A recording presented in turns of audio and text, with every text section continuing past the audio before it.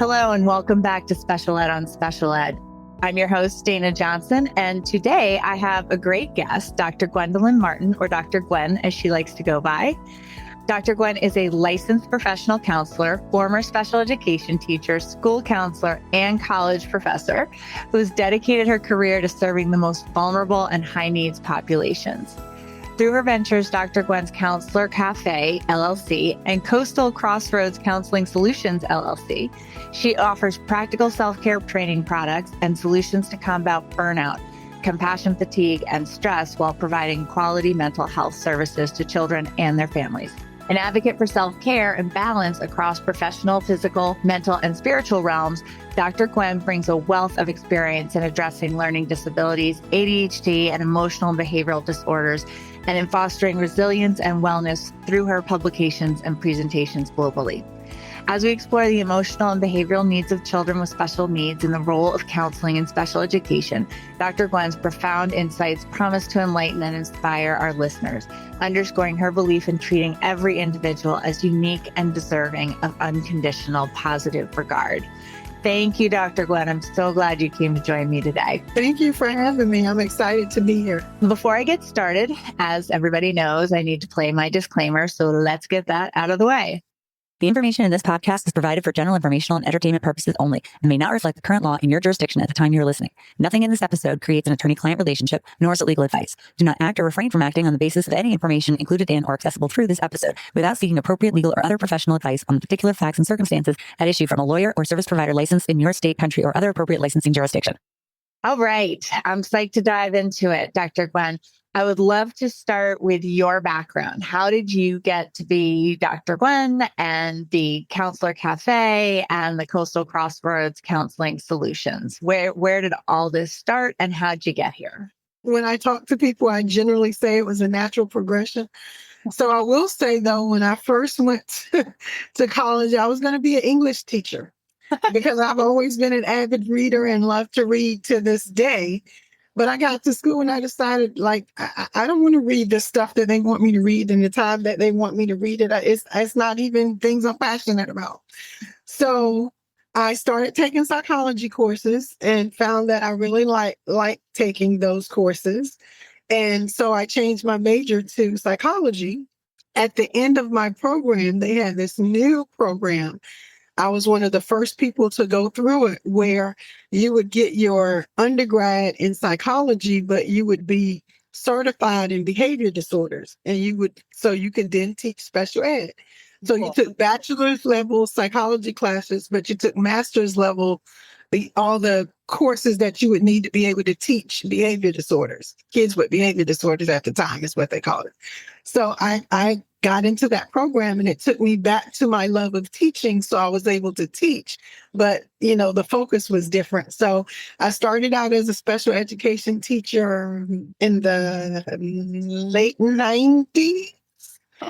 And I said, no, I take that back in the mid 90s and did that for a while. And my school counselor at the time was retiring and I was in the school counseling program. So my administrator said, hey, you're doing a great job with these kids. I would love for you, if you're interested, to apply for this new position. I was like, well, I'm not even done with school yet. I was almost done.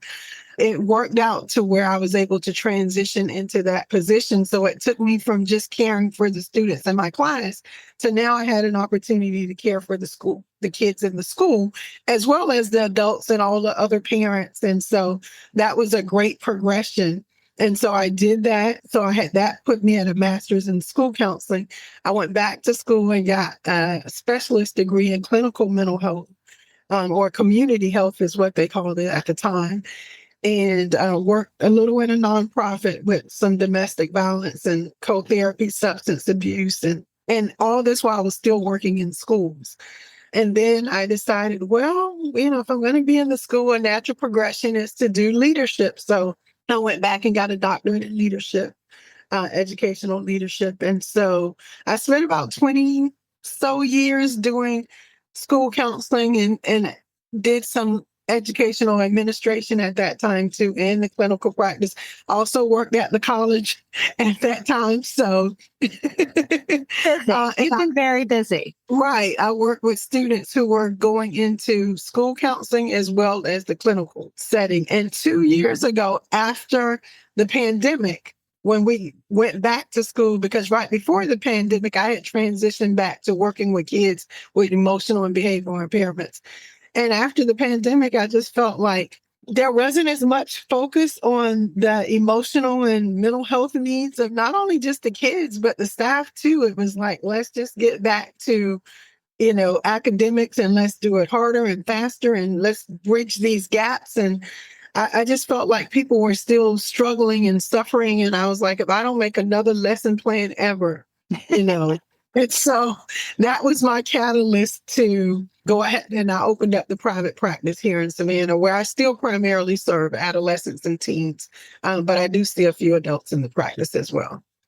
That is so interesting. I have so many similarities to your background. I started with behavioral issues too. I was a psych major. It was not my goal to be a teacher. I ended up working in a school for behavioral kids, getting my master's, then my JD.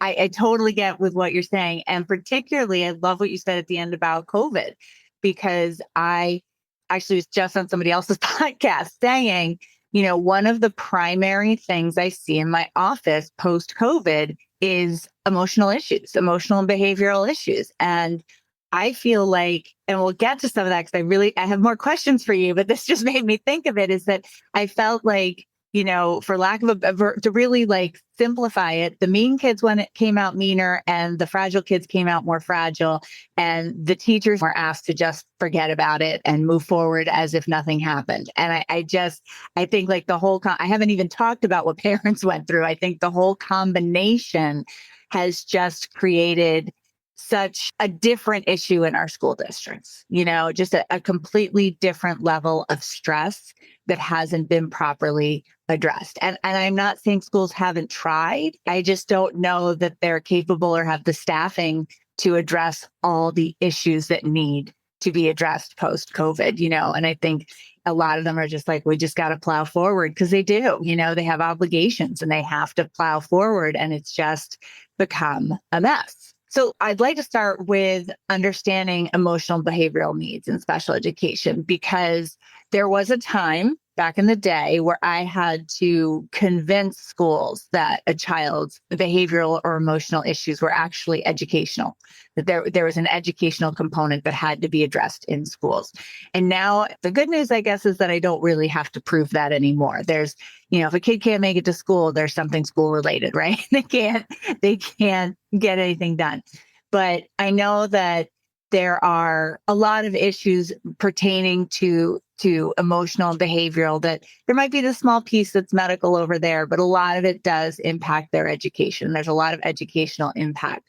So what is your perspective on behavioral and emotional needs as it pertains to special education and schools? I think a lot of the concern, and I guess now as a clinician and practitioner, I see it holistically, but especially I think whatever impacts kids in school, the special ed population it's more exacerbated for them, kind of thing. So if you have problems making friends, or, whatever the issue is, you have problems with academics, it's at a whole nother level for them because it's very layered. Mm-hmm. And so one of the things that I will say in regards to emotional and behavioral needs, you talked about staffing, and in a lot of instances, I think that the staffing in some of those wraparound services that are needed are not always there. And I think when you talk about the special ed department in and of itself, I think we have strong departments in a lot of ways, but it's not just the special ed department that's dealing with the kids. Again, it's the whole school. So it's like that whole village thing. And I think in a lot of instances, other areas aren't trained and equipped to deal with the students. For example, we have the whole inclusion model where it's not like back in the day where kids are isolated and they're in a separate building or a separate room. I mean, it's all integrative now, as it should be. Mm-hmm. And so those personnel or staff members need to also be trained in how to deal with the emotional and behavioral issues that the kids have, like what that looks like, how can I help and support. And even regular ed teachers don't have that. And yet in classes where we're integrating students, even the kids that haven't been identified, so a teacher is dealing with multiple diagnoses in her class and may have little to no training to deal with any of those. And even though you have a special ed person coming in to support, I think that teachers need to be better trained. And even if you think about counselors, like I said, I've been a school counselor for, all these years. School counselors, when you do the school track versus the clinical track, it's two different tracks. So a lot of times, even the school counselor is not trained to deal with all of these different diagnoses that the kids come with. There definitely needs to be another layer of, support. Just saying that, I can think about one of the absolute best jobs that I had that I really enjoyed was I was a school counselor. Actually, I wasn't a school counselor. I went back to working with the kids with emotional and behavioral impairments. But what I did was I floated around. I didn't have a classroom where the kids came to. I went into all of the classes and worked with the kids in their setting, but I also worked with the teachers. So I was there to help model for the teachers and educate them about what some of the diagnoses were that the kids had and how to work with that. So in watching me model for them and just being there to support the teacher and the child and the parent, it was one of the best jobs that I actually had because teachers took a lot from it. Not just to work with that particular child, but to work with other kids in their classes too. I love that because I did work in an inclusion school at one point, and there was something to being in the classroom with the teacher, working with them and helping them understand.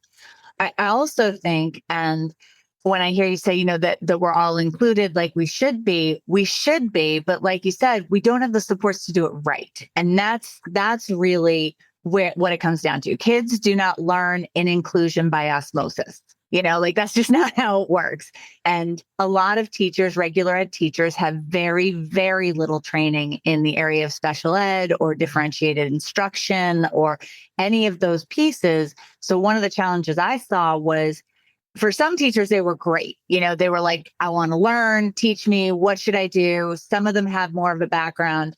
And then there were some who are like, that's your job. This is my job. And I've got, like you said, I've got 25 students in my classroom. They're all different. I'm dealing with a million things. I do not have time to learn an entirely new area. So you do that. If you create the work for me, I will do it, but I can't. And I don't blame them for that. There wasn't the time. There wasn't, in their schedule to do it. There's barely the time in my schedule to do it. So I totally understand that. I do think that a lot of it does come down to training, and a weekend workshop doesn't always do it. And we know professional development things. I mean, now they're all webinars and they're usually like somewhere between 1 to 3 hours. And that's not real unless you're doing something like that routinely and regularly. It's just not enough for it to really stick, because as soon as you get put in that chaotic situation, and everything goes awry, then you go back to what you know.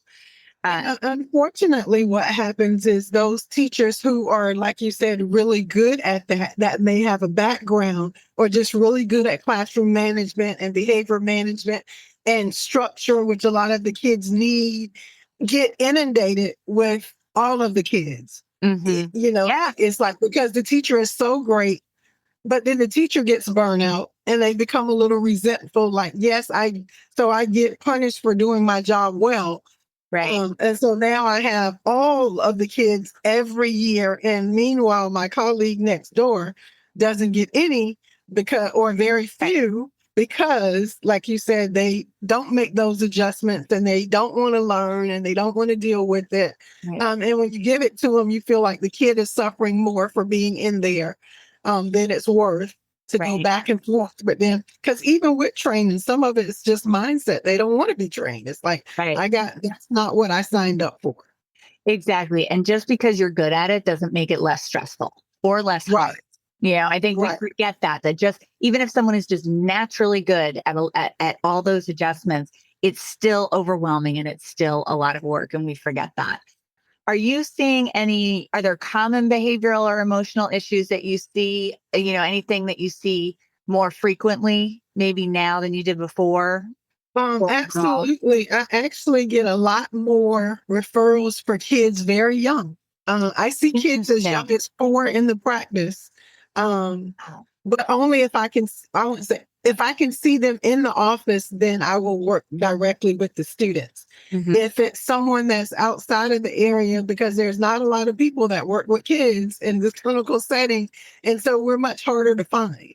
Yeah. And so I get a lot of referrals, like I'm in Savannah, but I'm licensed in Georgia. So I get a lot of referrals from all over the state. But if kids are local within the driving area and they're 4 or 5 and the parents can bring them to the office, then I will work with them because they need that hands-on and observations and all of those kinds of things. If they're outside of the area, then I will work directly with the parent to help regulate their emotions and to educate them about the different disorders as they're trying to help regulate the behaviors and emotions of their child, and to just help them understand some of the processes and procedures that schools go with, and like what kind of questions to ask, what kind of support to look for, what are you doing when you go into meetings, like just helping them be more of an advocate for their child. I work with them in that capacity, but in regards to more of my teenagers and adolescents, and so for the young ones, it's a lot of behavioral issues. Because if you think about a few years ago, they were home, they didn't have all that structure of school. Right. And so they're coming into school. So I'm getting a lot of referrals from 4 and 5-year-olds that are now trying to start school and having all of these transitional and adjustment issues. The adolescents and teens, I'm seeing more of the anxiety and the depression, especially around social anxiety. Because right before the pandemic, I say this often, I think a lot of the kids were surviving and were like just right under the surface in regards to that. Right under the radar. They were just Right. Yes, they were handling it. Yeah, they were just making it. But then the pandemic hit and they just have not bounced back yet. And the ones that were surviving, not thriving, but just hanging on are not now. They are really struggling to get back to where they were. And I think, like I said, with the focus being so much on academics, because a lot of times I heard from the kids who are extremely bright. And I think those are the kids a lot of times when I'm talking to schools that also fall through the cracks because they think this child, I have no issues with them behaviorally. They get all their work done. They're making good grades, but the kids are just suffering in silence. They're staying up till, crazy hours at night to get their work done. They're dealing with a lot of anxiety and depression that nobody knows about. Post-pandemic, the number of kids who went home and the parents discovered they didn't know how to read. And these are kids that no one thought had a problem. So just thinking of just that one component, there's so much that children were struggling with that we were not aware of, that they'd figured out how to mask or get through. And now that's a lot. And either they didn't have to do it when they were home because somebody discovered it, or they weren't doing much when they got home. Let's be candid. Like a lot of kids weren't doing much. And it's different now. And they're back into the structure and they're told to push forward, and we're trying to bridge gaps. And it's a lot.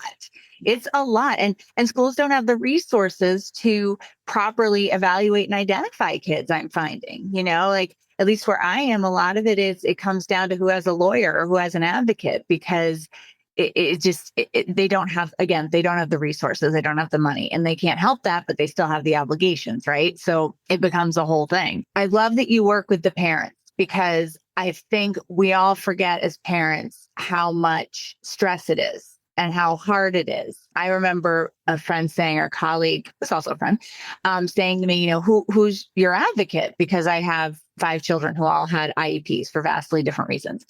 And I was like, what? What do you mean advocate? Who's my advocate? I can do this, which, by the way, when I'm in that room, I'm a mom. I'm not a lawyer at all.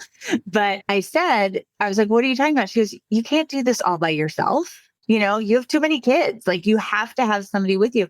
And then I did ultimately get an advocate for a couple of my kids for different reasons. And it was night and day, because it was too much for me. Even though I do this all day, every day, it was too much. And we don't realize, I think we think as parents, we're supposed to do it all.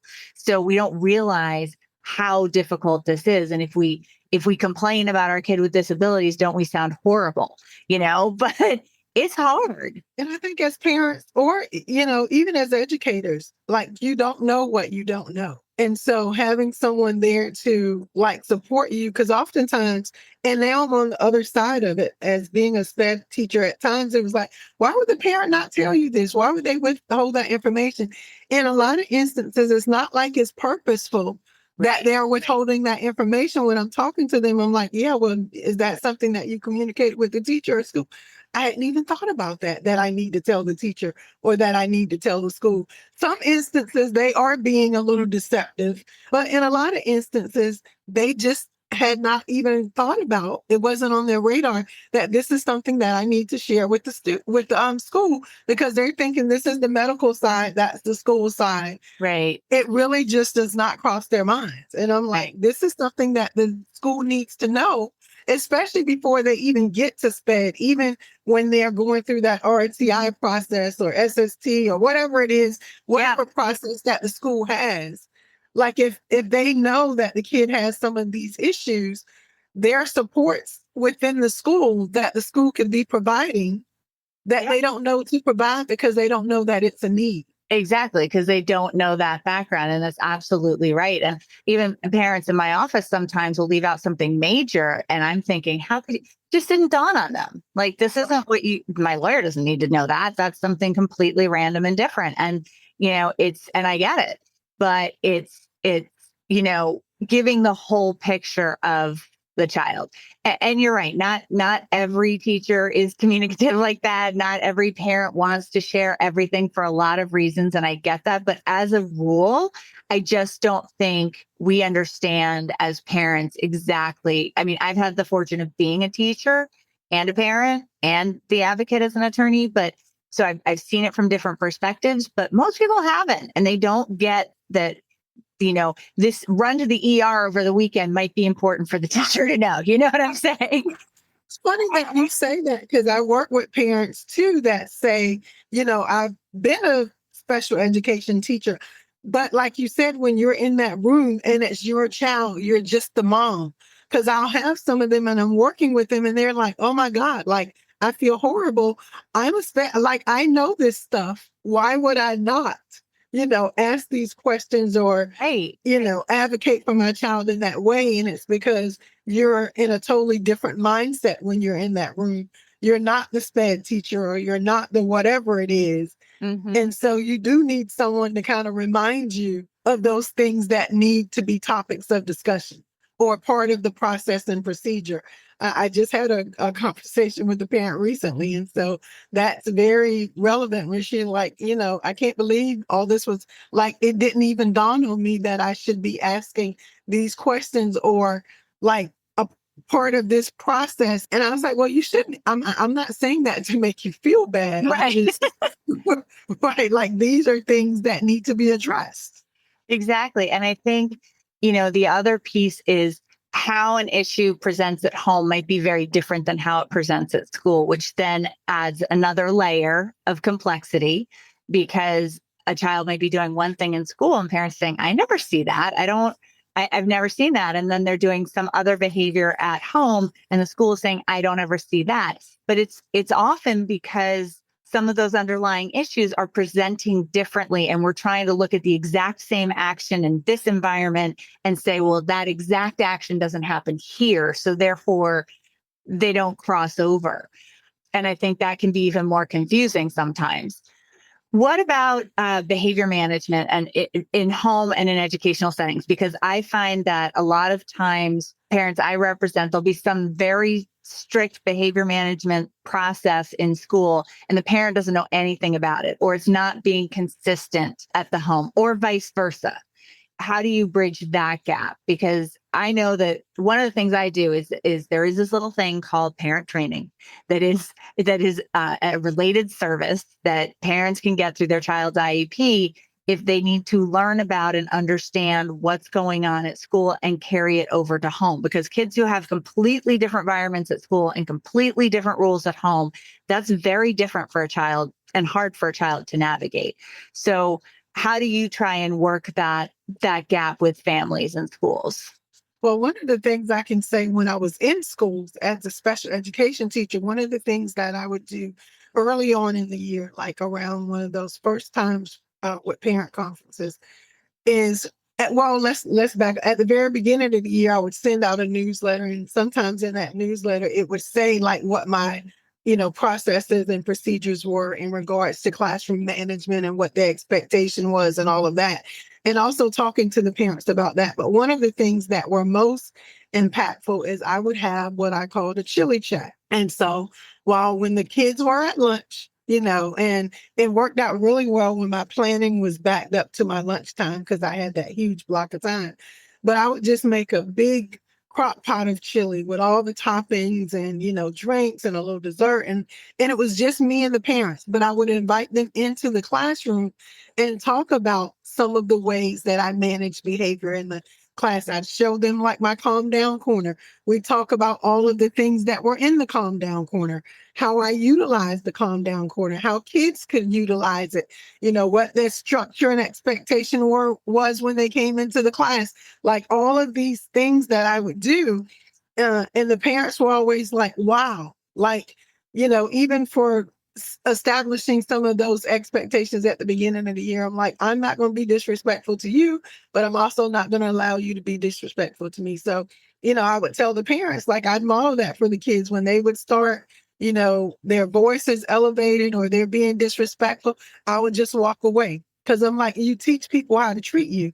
And I would tell the kids beforehand, when I ask you this or say this and you continue, I'm just going to walk away. But all you need to do to get me to come back is you need to, one, maybe match my tone.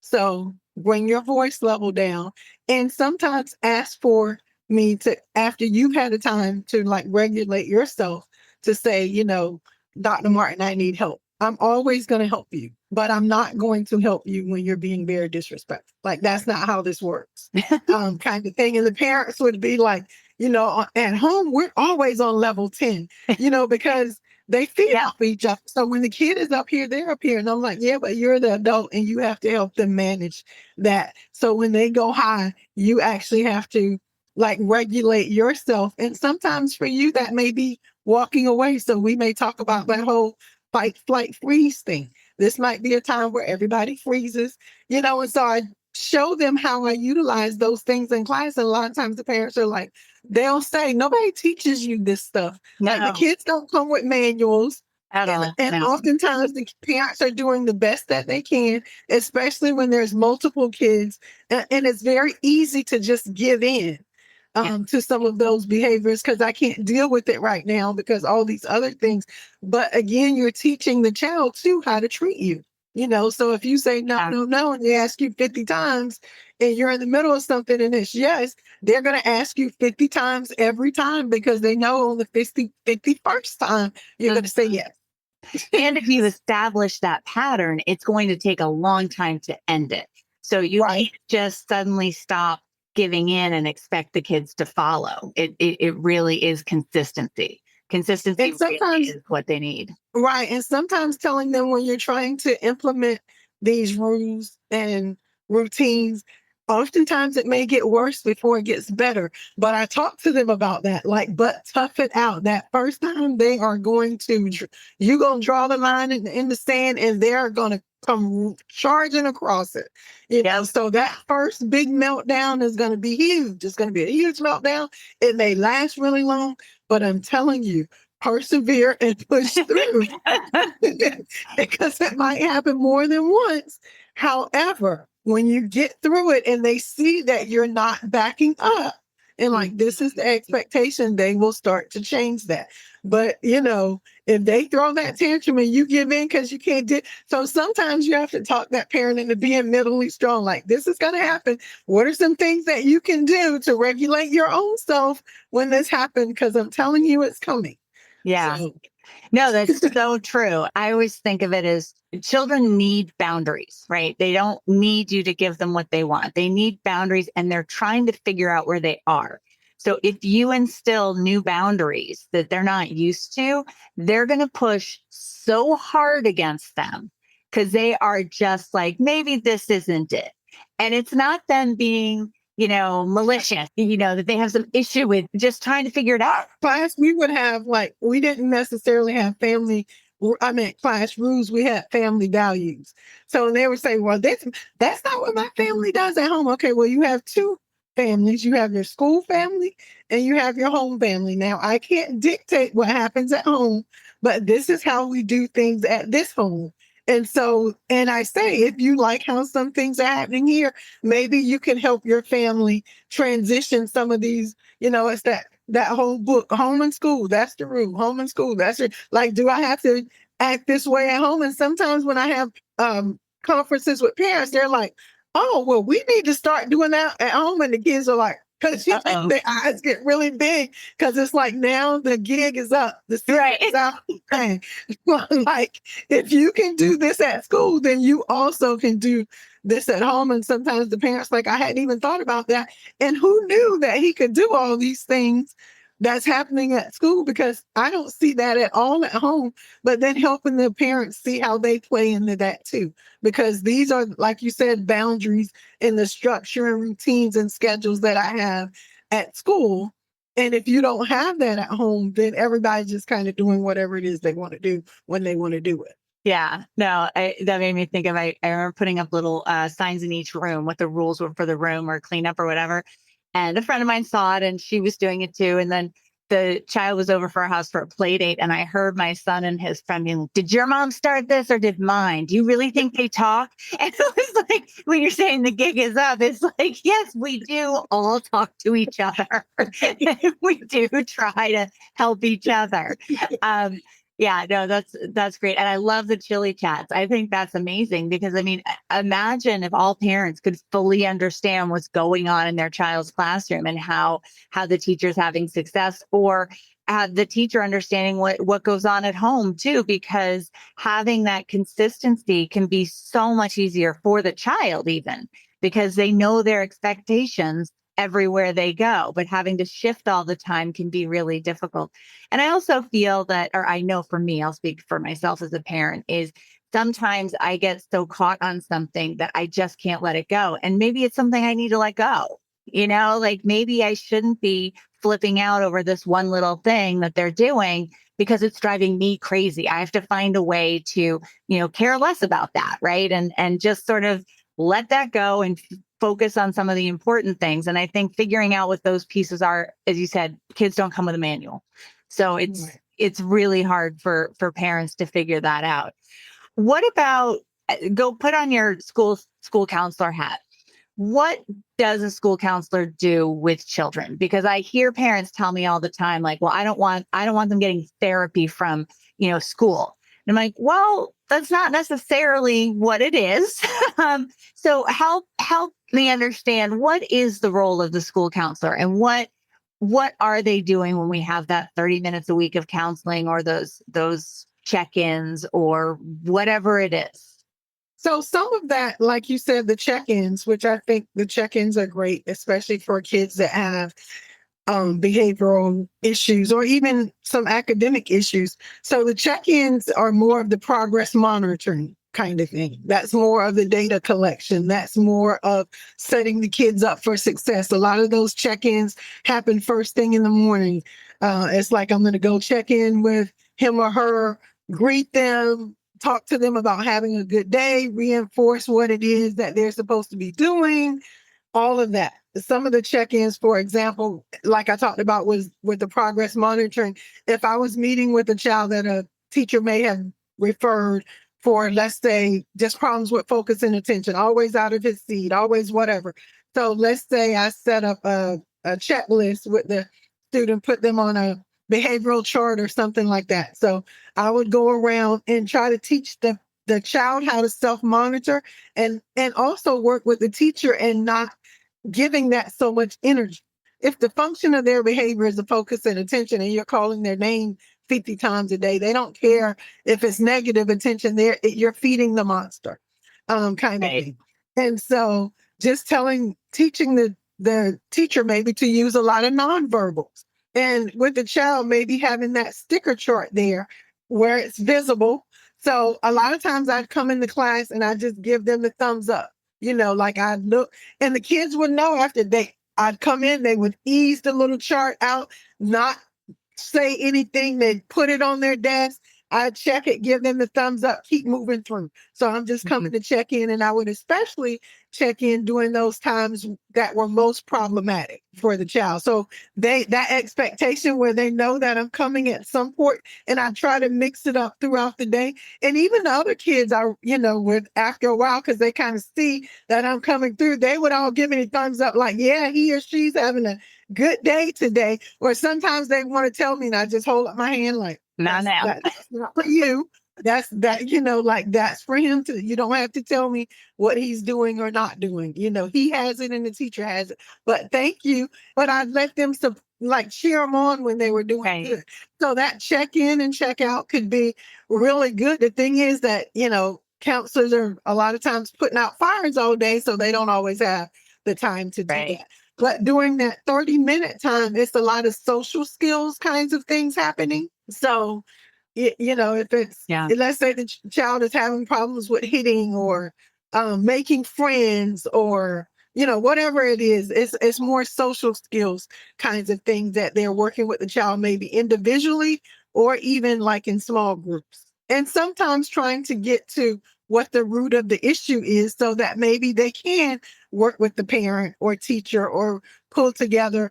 And oftentimes I know when I was in schools, and they were trying to take this away from counselors because technically that's not what we do, but we oftentimes get stuck doing that.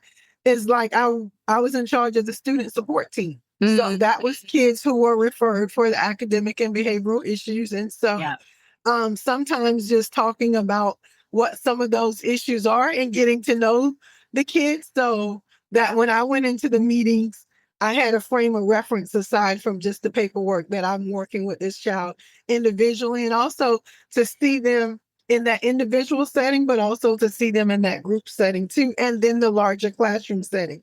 So it's multiple points of interest that I could speak to.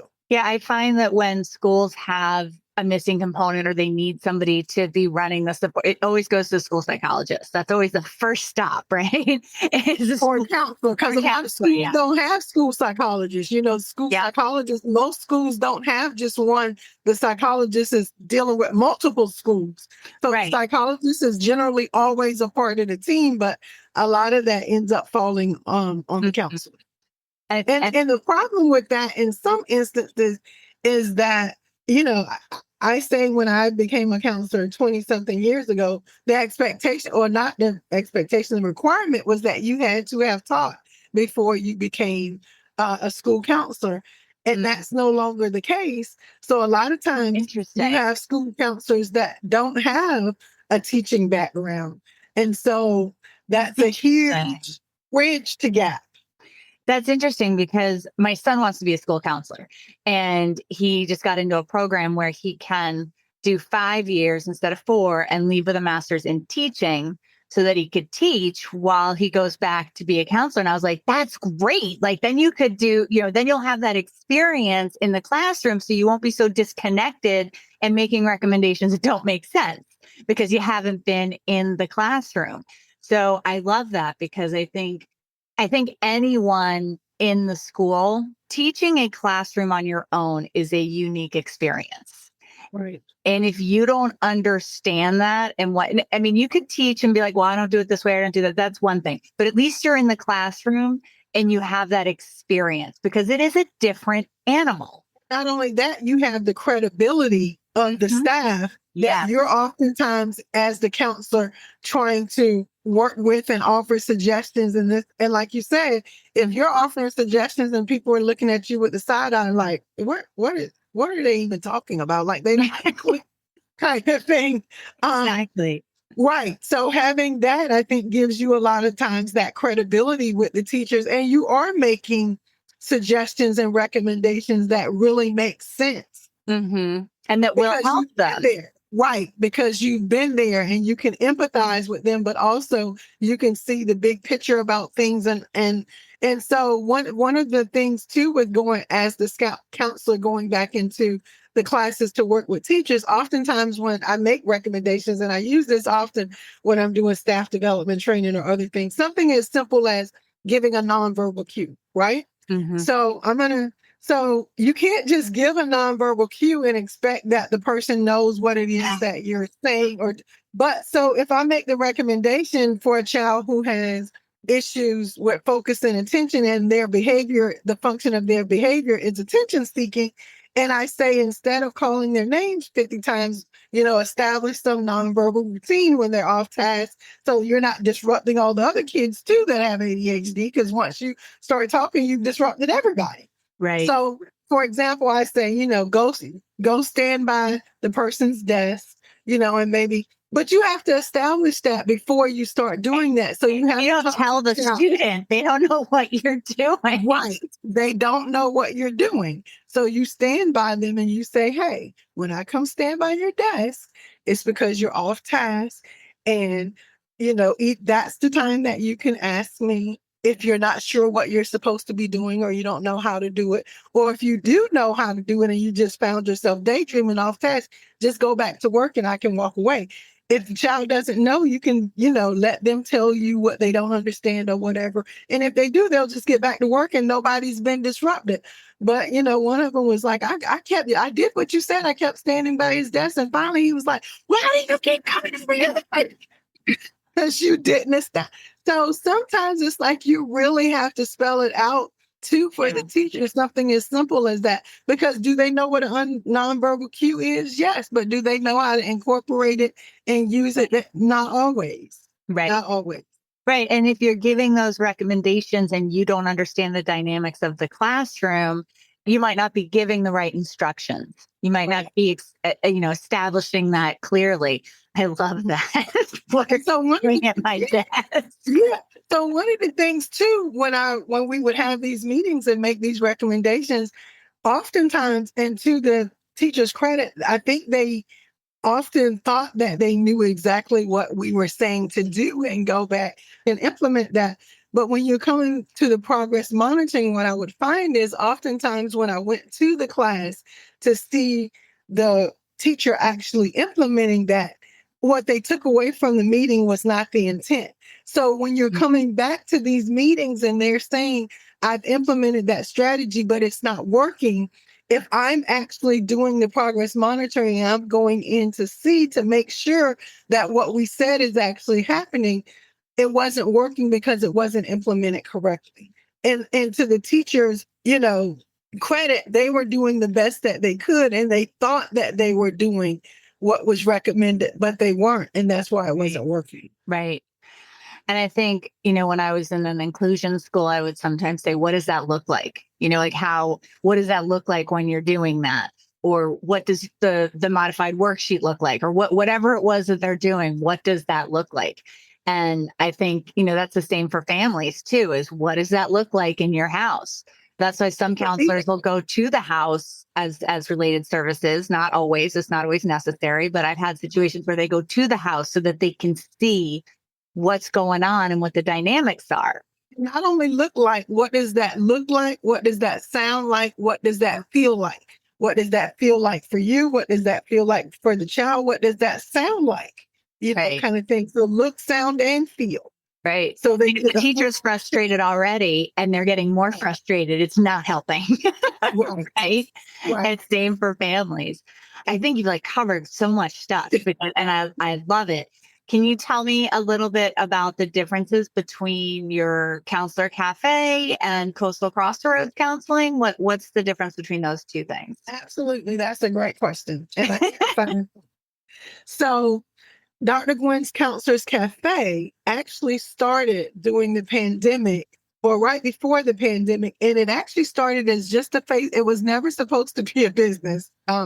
That wasn't my initial plan. It was an online support group for school counselors during the pandemic, and it was called Saving Ourselves. So it was like helping the school counselors take care of themselves while they were helping to take care of everybody else in the midst of the pandemic. Yeah. And so then the teachers were like, well, what about us? And my school counselor, my social work friends were like, what about us? And so then it was like, I kind of opened it up to where it wasn't just the counselors, it was more for like educators. And so it was a way for us to, practice our own self-care and talk about some of what we were going through. So I was getting a lot of calls from friends, family, colleagues. And so one of the first books that I wrote was Dr. Gwen's A to Z Self-Care Guide for Educators, because I found like I was saying the same things over and over. And for them, even parents were educators because they were teaching the kids too. So everyone was an educator. Everyone was an educator. So it's like, how do we take care of ourselves? So like A in the book is asking for help, how to ask for help, who to ask for help, when you should ask for help, what you should do before you ask for help. So all of those things. B is just doing some breath work. Sometimes the best thing that you can do within a day is just breathe. So the book was more of a workbook of sorts. And I had a journal to go along with it. So then people were like, oh, this is great. You should make one for the teens because they're really struggling. So then I made one for teens. And so in my calm down area in the class, I had a lot of different little fidgets and other things to help the kids. So I was getting a lot of calls from teachers saying, the kids can't sit in front of the computer for that long. Everything was online. So I made up these little kits for some of the kids that I had in my class. And I sent them to the parents with a little video saying, okay, these are not toys. These are tools. It can be a toy, but these are tools. And so I would meet with the child and the parent. So I'm like the little stress ball. When you're on camera, you can have it in your hand. You can be squeezing it. The monkey noodle, you can have it off camera in your hand. If you need to fidget, you can't be, up. When you take a break, you can use the Rubik's Cube, get off the computer. Do not play a game. You're on the computer all day. When your teacher gives you a break in between your classes, go outside and do something. You can play with your Rubik's Cube. You can play with your pet. And so people were like, is this something you sell? And I was like, no, this is something I just created so then I created the little brain break kit for the kids. So the business just kind of started out of necessity because I felt like I was having some of the same questions over and over. So now what the cafe has transformed into is the consulting side of what I do. So I go in and help schools or nonprofits or government agency, whoever. I do a lot of training around self-care and how to mitigate burnout and stress and compassion fatigue. And for schools, helping them with classroom management and behavior management and educating them on different diagnoses in young children and what does that look like and how do we work with that within our classrooms. So that's the cafe. Coastal Crossroads is actually the counseling practice. So that's the therapy side of what I do. And so that's where I am now in my office.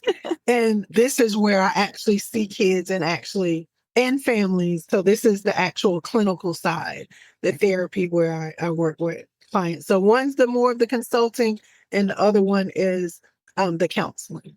I love it. And it's a podcast, so you can't see it. But I was thinking, even when you just popped on, is that it's so calm. Your office looks so calm and welcoming. I love it.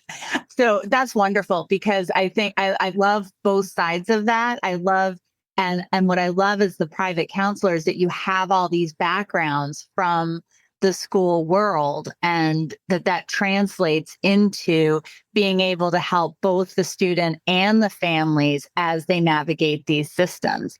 And the consulting component, I think, is so important. And the self-care component is so critical. And I know, thank God, that's one thing that did come out of the pandemic, I think, was this recognition that we all need that level of self-care, that we need to be aware of where we are emotionally, and that does impact what we're doing and not doing.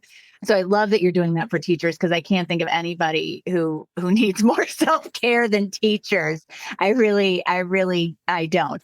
And so many times when there's a disagreement, that I'm involved in, I'll say to the parents, 9 times out of 10, it's not the staff working with your kids, and their hands are tied one way or another.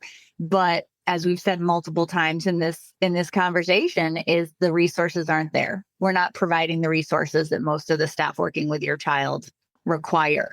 So imagine their level, or the training. Exactly. So imagine the level of burnout. I will have all that information about Dr. Gwen's Counselor Cafe and Coastal Crossroads Counseling Solutions in my show notes. So if you're on the run, and will you send me the links or whatever to your book and everything else that I need so that I can put that in there as well? Are there other resources that I'm missing? Absolutely. And actually, the Dr. Gwen's Counselor Cafe website, the cafe shop is there with all the products. Oh, great. Perfect. Yeah, I went on there at one point, and it is neat. I just love that it exists, because I think we need more things like that for teachers and parents to understand like how to. I loved what you said about using the fidget stuff, because I think they too easily become toys because we don't know how to tell our kids to use them as tools. Tools. Exactly. Right. And right. They can. I had things in my class all the time. The kids didn't use them as toys. They learn to use them as tools, but it's how you're introducing it and training them to do that. And, I would just say, if this becomes a toy, guess what? I'm going to take it, kind of thing. But then I model that too, because if I was having a stressful family, the kids would even say, Dr. Martin, do you want me to get you one of the stress balls? Because sometimes you'd open an email and it's like, kind of thing. And they look over like, Dr. Martin, do you need one of the stress? Do you need a squeeze ball? I'm like, no, sweetie, I'm gonna just sit here and do my deep breaths. And then I might say, you know what? Let's everybody stop and do some deep breaths for me. So you're modeling all of that. Maybe I go sit down in the calm down corner for a minute and just stay there and model what it is, that I'm doing. Yeah. And the expectation kind of thing, like when they came in first thing in the morning, everybody was supposed to be quiet. The teachers know, don't just burst in my room in the morning, even if you're an adult.